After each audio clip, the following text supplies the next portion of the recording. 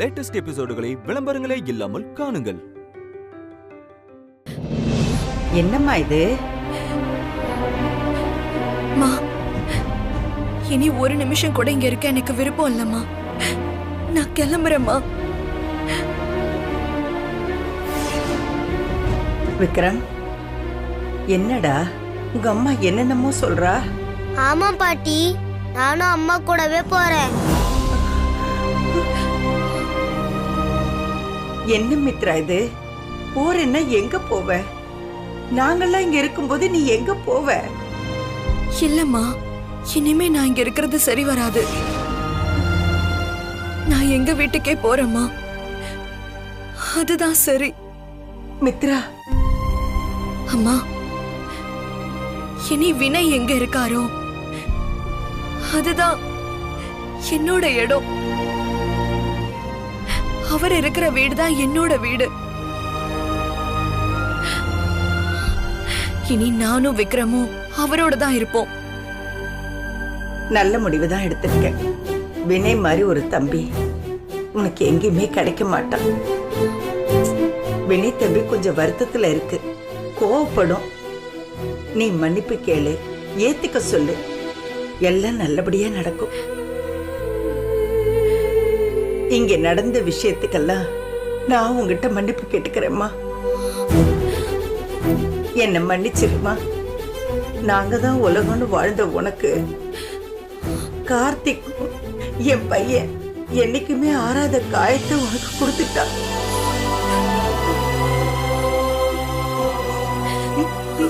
என்ன மன்னிச்சிருமா. ஐயோ அம்மா, அம்மா, ஐயோ, அவர் பண்ண தப்புக்கு நீங்க என்னம்மா பண்ணுவீங்க? என்னை இத்தனை நாளா உங்க வீட்டு பொண்ணு மாதிரி பாத்துக்கிட்டீங்க. இப்பவும் பிரச்சனை வந்தப்போ நீங்க பையன் பாசம்னு பார்க்காம நியாயத்தோட பக்கம் நின்னீங்க. அதுக்காக நான் தான் உங்ககிட்ட இப்ப நன்றி சொல்லணும். சரிம்மா, என்னென்னமோ நடந்து போச்சு. ஆனா உன்னை மட்டும் மறந்துடாதம்மா. உனக்கு அம்மான்னு நான் ஒருத்தி எப்பவுமே இருக்கேன். கார்த்திக் மேல இருக்க கோபத்துல எங்களெல்லாம் தண்டிச்சிடாத. அம்மா, என்னம்மா நீங்க பெரிய பெரிய வார்த்தையெல்லாம் பேசிட்டு இருக்கீங்க? அம்மா, தானியா எங்கம்மா? தானியா ரூம்ல தாம்மா இருக்கா. சரி, நீ கிளம்பு, நான் அவளை சமாதானப்படுத்திக்கிறேன். நீ போய் சந்தோஷமா உன் வாழ்க்கையை பாரு.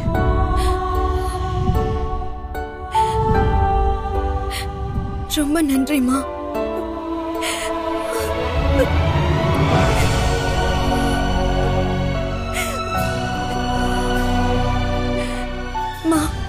நான் வரேம்மா. சரி, சந்தோஷமா போயிட்டு வா. என்ன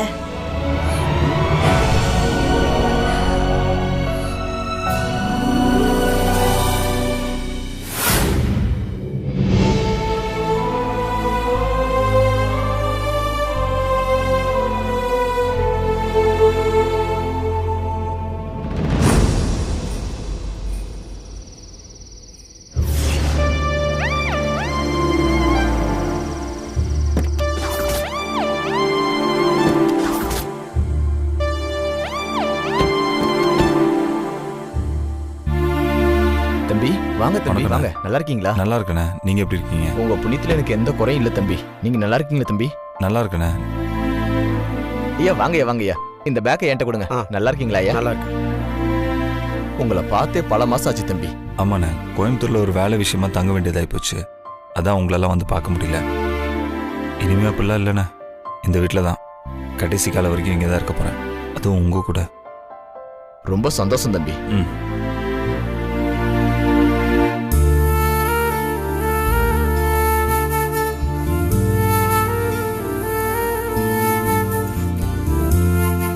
அண்ணா பரவாயில்லையே, யாருமே இல்லைனாலும் வீட்டை சுத்தமாக வச்சிருக்கீங்க. அதுக்கு தானே தம்பி அப்பா எனக்கு சம்பளம் கொடுத்துட்டு இருக்காங்க. தம்பி, குடிக்க டீ காப்பி ஏதாவது போட்டு கொண்டு வரவா? குடிக்கிறீங்களா? இல்லை, அதெல்லாம் எதுவும் வேண்டாம். அண்ணா, எனக்கு கொஞ்சம் டயர்டாக இருக்குது. ஃப்ரெஷ்ஷப் ஆகிட்டு தூங்கணும். அப்புறம் நான் வந்த விஷயம் அப்பாவுக்கும் அம்மாவுக்கும் தெரிய வேண்டாம். அவங்க வந்து பார்க்கும்போது அது சர்ப்ரைஸாக இருக்கும்ல. நீங்கள் போய் லக்கேஜெலாம் வச்சுட்டு வேறு ஏதாவது வேலை? சரிங்க தம்பி. மாப்பிள்ள, ஆ இந்த வீட்டில் நம்ம 2 பேர் மட்டும்தான் இருக்க போகிறோமா? ஆமாம், நாம் மட்டும் தான் இருக்க போகிறோம். வேற யார் இருக்கா? இல்லைடா, மித்ரா, விக்ரம். முறைக்காதடா. விக்ரம் வந்தான்னா எனக்கு வேறு வேலை வெட்டி இல்லை, நான் அவன் கூட விளையாண்டுருப்பேன். மித்ரா இங்கே வந்துட்டேன்னா சமைச்சு கொடுக்குறது அதுக்கு இதுக்குன்னு ஒத்தாசையாக இருக்கும்ல. அக்கா மாமா கூட இல்லை, நாம் 2 பேர் மட்டும் இவ்வளோ பெரிய வீட்டில் தனியாக எப்படா போர் அடிக்கும்ல, அதான் சொன்னேன். இங்கே பாரு மாம்சு, என்னைக்கு இருந்தாலும் அப்பா அம்மா இங்கே வரதானே போகிறாங்க. அப்படியே அவங்க வராமல் நான் தனியாக தான் இருக்கணும்னா தனியாக தான் இருந்தாகணும். இங்கே பாரு மாம்சு, உனக்கு நான் கோயம்புத்தூர்லேருந்து கிளம்பும் போதே தெளிவாக சொல்லிட்டேன், என் வாழ்க்கையில் மித்ரா இல்லை. மறுபடியும் நீ அவளை பற்றி பேசினேன், அப்புறம் நான் பயங்கர டென்ஷன் ஆகிடுவா சொல்லிட்டேன். டே, சும்மா டென்ஷன் ஆயிடுவேன் அது இதுன்னுட்டு. ஏன்டா அவ கூட சேர்ந்து வாழணும், அதுக்காக தான்டா கோயம்புத்தூரில் அவ்வளோ கஷ்டப்பட்டேன். இப்போ அவ்வளோ மனசு மாதிரி இறங்கி வந்து மன்னிச்சுக்கோங்க என்னை ஏற்றுக்கோங்கன்னு கேட்குறப்போ ஏன்டா வேண்டாங்கிற? ஆ, நீ பண்ணுறது கொஞ்சம் கூட நியாயம் இல்லை மாப்பிள்ள. மாம்சு, இங்கே பாரு, நியாயம் பேசுறதுக்குலாம் நான் தயாராக இல்லை. மித்ரா வேண்டானா வேண்டாம் தான். இதுக்கு மேலே மித்ராவை நீ என் கூட சேர்த்து வைக்கணும்னு நினச்ச, அதுக்கப்புறம் உனக்கும் இந்த வீட்டில் இடம் இருக்காது. பழைய மாதிரி துபாயில் ஒட்டகமேக்கு போயிடு. ஆ, இது என் அக்கா வீடு, நான் அதுக்கு போகணும். துபாயில் நான் எங்கடா ஒட்டகம் வச்சேன்? ஏதோ ஒட்டதுக்கு பின்னாடி உட்காந்துட்டு வந்த மாதிரி சொல்கிறான்.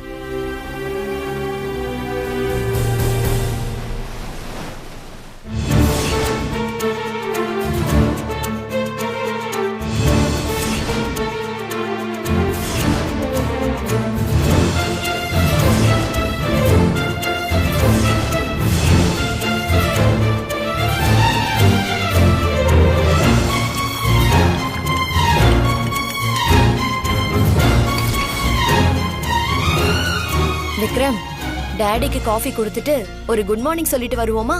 Okay mummy. வா போலாம், வா.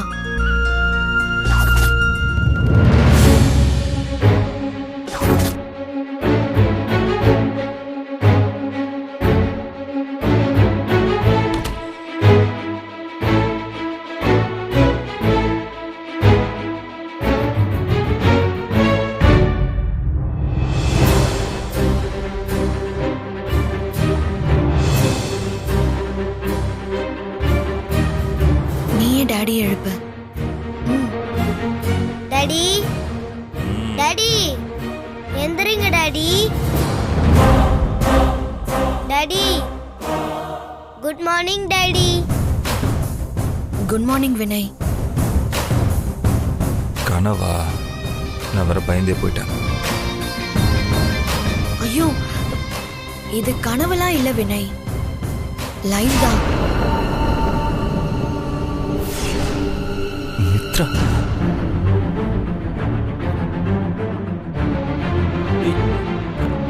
ஏய் நீ எப்படி வந்த?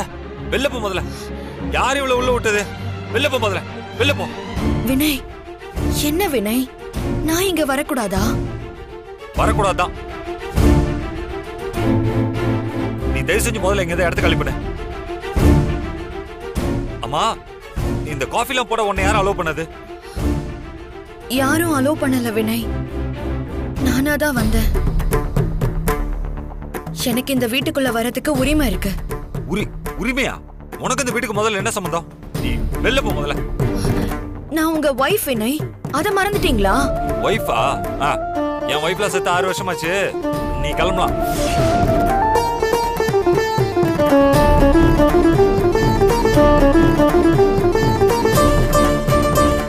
சரி, உங்க வைஃப் செத்து போய் 6 வருஷம் ஆச்சுன்னே வச்சுப்போம்.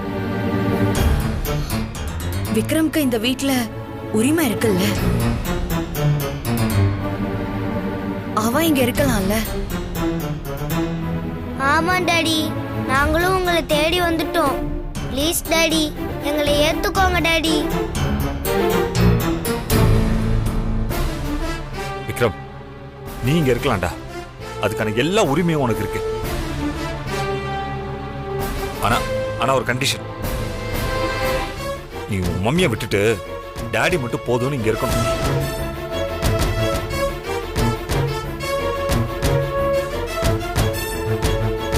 இப்படி எங்களை வெளியில விரட்டினா நாங்க எங்க தான் போவோம்? ஏய், அலோ, சும்மா அந்த நாடகம் போட்டுட்டு இருக்காத.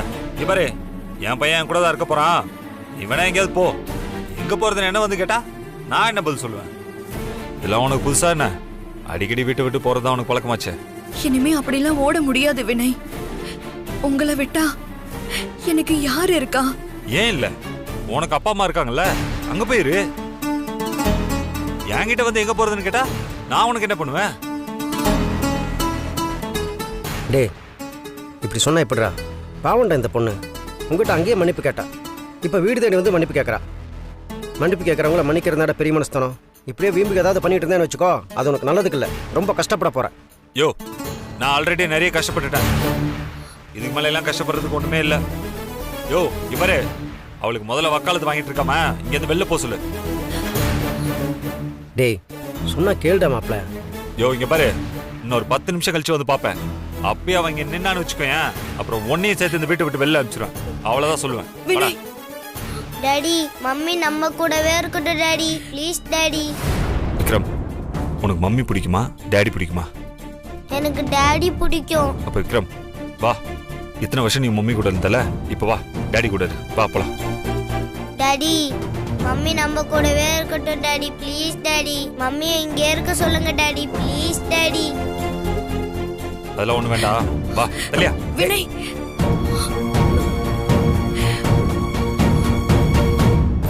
இதுக்குதாம்மா நான் அவ்வளோ தூரம் உனக்கு சொன்னேன், விட்டு கொடுத்தப்போ இவ்வளோ ஈகோ வேணான்னு. இப்போ பார்த்தியா, நீ தான் வேணும். உன் கூட சேர்ந்து வாழணுங்கிறதுக்காக உனக்காக பல கஷ்டத்தையும் அவமானத்தையும் தாங்கிக்கிட்டவன் இன்னைக்கு உன்னை வேணான்னுட்டு போகிறான். அவன் மனசை நீ அவ்வளோ காயப்படுத்தியிருக்க, அதனால தான் இப்படி பேசிட்டு போகிறான். இதை பாரும்மா, அதுக்காக அவனை விரும்பலன்னு இல்லை, உன்னை விரும்புகிறான். உன்னை நெருங்கிறப்ப அவனை அவமானப்படுத்தினதால மனசளவில் காயப்பட்டிருக்கான். அதனால தான் இவ்வளோ கோவம். கவலைப்படாத, எனக்கு அவனை பற்றி தெரியும். இந்த கோவம்ல 2 நாளைக்கு தான், அதுக்கப்புறம் அவங்ககிட்ட எடுத்து சொன்னால் அவன் கேட்டுக்குவாம்மா. இப்போவே மறுபடியும் அவங்ககிட்ட இந்த விஷயத்தை பற்றி பேச வேணான்னு பார்க்குறேன். ஏன்னா திரும்ப திரும்ப ஒரே விஷயத்தை பற்றி பேசினா அவனுக்கு டென்ஷன் தான் ஆகும். அவன் கோவம் குறையட்டும்மா, அதுக்கப்புறம் நான் அவங்ககிட்ட பேசுகிறேன். நீ எதுக்கும் கவலைப்படாதம்மா. நீ ஆசைப்படுற மாதிரி நீங்கள் எல்லோரும் ஒன்றா சேர்ந்து வாழ்வீங்க. அது வரைக்கும் நான் எங்க மாமா தங்குறத சொல்லுங்க. நீ வேணா உங்கள் அம்மா வீட்டில் போயிரும்மா, நான் வேணா கொண்டு போய் விடட்டா? சரி மாமா, பார்க்கலாம்.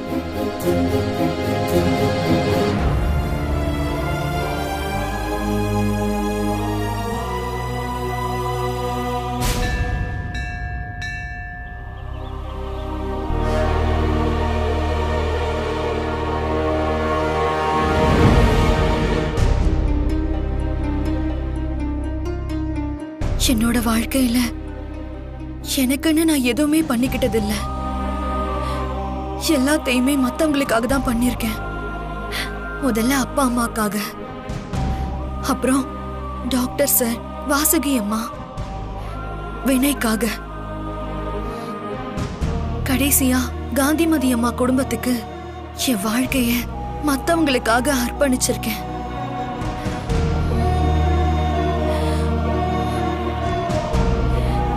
எனக்குன்னு நான் வாழவே இல்லை.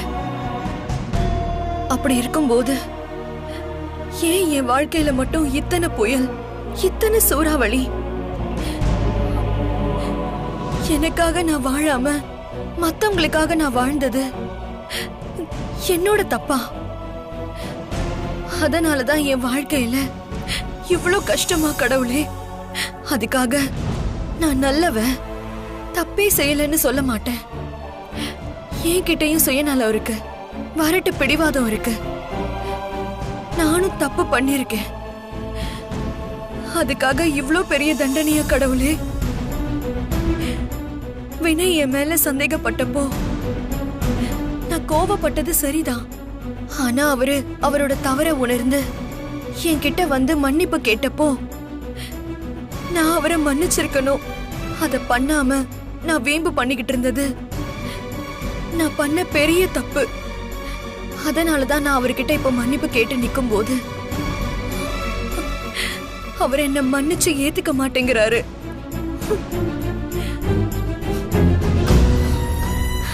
உண்மையை சொல்லணும்னா வினய் அவ்வளோ கராரா நடந்துகிட்டதுக்கு காரணம் என்னோட அறியாம, என்னோட முதிர்ச்சி இல்லாம.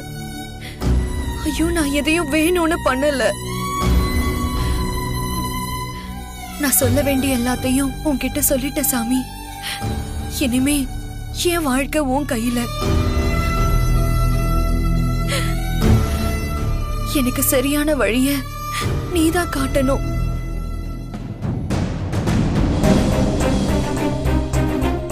வாங்கோ, யார் பேருக்கு அர்ச்சனை பண்ணணும்? சாமி பேருக்கே பண்ணிடுங்க. சேமமா பண்ணிடலாம். இந்தாங்க, சாமி பேருக்கு பண்ணிடுங்க. சரிங்க.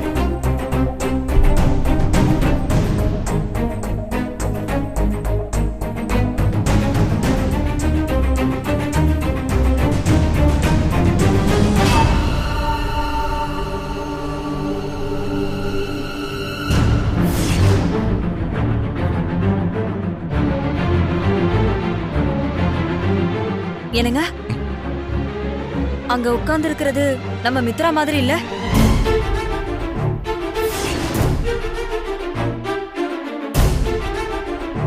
ஆமா, நம்ம மித்ராவே தான். இவ எப்ப சென்னைக்கு வந்தா? வாசுகி அண்ணிக்கிட்ட கேட்டப்ப கூட மித்ரா கோயம்புத்தூர்ல இருக்கான்னு தான் சொன்னாங்க. அவளை சமாதானப்படுத்தி கூட்டிட்டு வர்றதுக்கு தான் அவ தங்கி இருக்கிற இடத்துக்கு பக்கத்துல தான் வினய் தங்கி இருக்கிறதா சொன்னாங்க. இப்ப மித்ரா சென்னையில இருக்கான்னா ஒருவேளை வினய் மித்ராவை சமாதானப்படுத்தி கூட்டிட்டு வந்திருப்பானோ? இல்லங்க, அப்படி இருந்தா வாசுகி அக்கா முதல்ல எனக்கு தான் ஃபோன் பண்ணி சொல்லியிருப்பாங்க. எனக்கு என்னமோ மித்ரா கோவில்ல வந்து உட்கார்ந்து இருக்கிறத பார்த்தா அவளுக்கு ஏதோ பெரிய பிரச்சனை இருக்கும் போல இருக்குங்க. எதுவா இருந்தாலும் மித்ரா கிட்ட போய் பேசுவோம். அப்பதான் உண்மை என்னன்னு தெரிஞ்சுக்க முடியும்.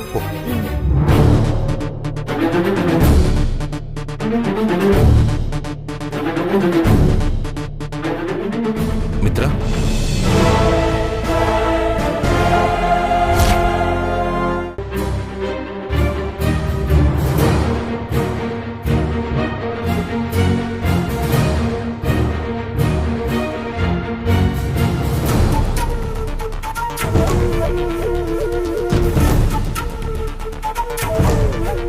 என்ன மித்ரா இங்க தனியா கோயில்ல உட்கார்ந்திருக்க?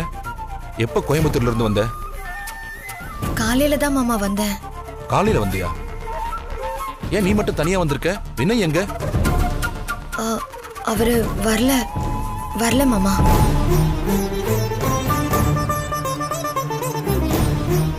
ஏமா வரல? அவனுக்கு என்ன பிரச்சனை? அது பெரிய கதை மாமா. நடக்க கூடாதெல்லாம் நடந்துருச்சு மாமா. எனக்கு எல்லாமே தெரியும் மித்ரா. வாசுகி அண்ணி எல்லாத்தையும் சொல்லிட்டாங்க. நீ கோயம்புத்தூர்ல ஒரு வீட்டுல வேலை பார்த்ததையும் உன்னை சமாதானப்படுத்தி கூட்டிட்டு வர்றதுக்காக வினய் அந்த வீட்டுல கார் டிரைவரா வேலை பார்த்தது வரைக்கும் அண்ணி என்கிட்ட சொல்லிட்டாங்க. அது மட்டும்தான் வாசுகி அம்மா உங்ககிட்ட சொல்லிருப்பாங்க. ஆனா அதுக்கப்புறம் நிறைய பிரச்சனை நடந்துருச்சு மாமா. நிறைய பிரச்சனையா? என்னம்மா சொல்ற? ஆமா மாமா, நிறைய பிரச்சனை நடந்துருச்சு.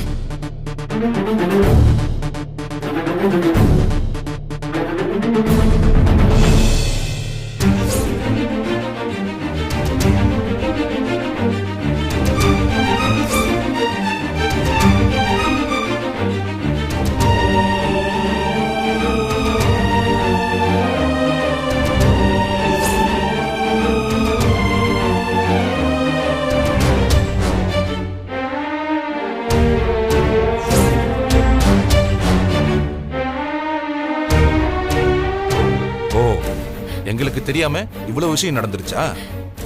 நீ இறங்கி வந்தா அவன் ஏறி போறான், நீ ஏறி போனா அவன் இறங்கி போறானா? சரி சரி, நீ என் கூட வா, நான் உன்னை வீட்டுக்கு கூட்டிட்டு போறேன். என்ன அவன் எப்படி தடுக்கிறான்னு பாப்போம். என்னமா பாக்குற? நீ என் கூட வா, நான் உன்னை கூட்டிட்டு போறேன். இல்ல மாமா, அவர் என் மேல ரொம்ப கோவத்துல இருக்காரு.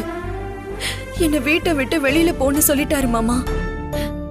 அவர் முகத்துல அவ்வளவு கோவம் இருந்துச்சு. அந்த கோவம் கொஞ்சம் குறையட்டும், அதுக்கப்புறம் பாத்துக்கலாம். இப்ப நான் அந்த வீட்டுக்குள்ள வந்தா அவரு கோவம் இன்னும் தான் மாமா அதிகமாகும். அதுக்காக நீ எங்க போவ? திரும்ப எங்கேயாவது போறேன்னு சொல்றியா? இங்க பாரு மித்ரா, அண்ணனும் அண்ணியும் இங்க இருந்தா என்ன செய்வாங்களோ அதைத்தான் நான் உனக்கு செய்ய போறேன். நீ பயப்படாம என் கூட வா மித்ரா. நான் சொன்னா வினய் கண்டிப்பா கேட்கத்தான் செய்வான், கேட்டுத்தான் ஆகணும்.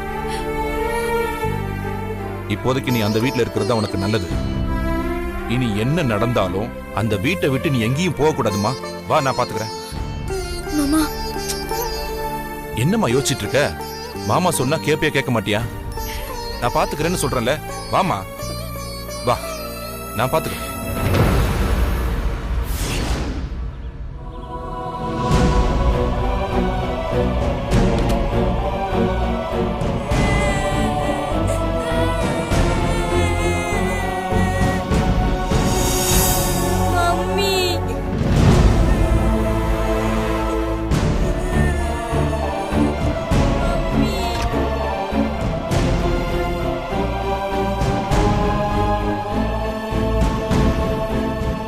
பாவம், சின்ன குழந்தை இப்படி விடாமல் தான் உடம்புக்கு என்ன வருது? இவங்க 2 பேர்த்துக்கு நடுவில் நடக்கிற சண்டையில் பாவம் அந்த குழந்தை கஷ்டப்படுது. மாப்பிள்ளை கிட்ட போய் சொல்லலாம், இவன் வளர்றதை பார்த்தாவது அவன் மனசு மாறுதான்னு பார்க்கலாம். இவங்க பிரச்சனை என்னைக்கு தான் முடியும்னு தெரியல.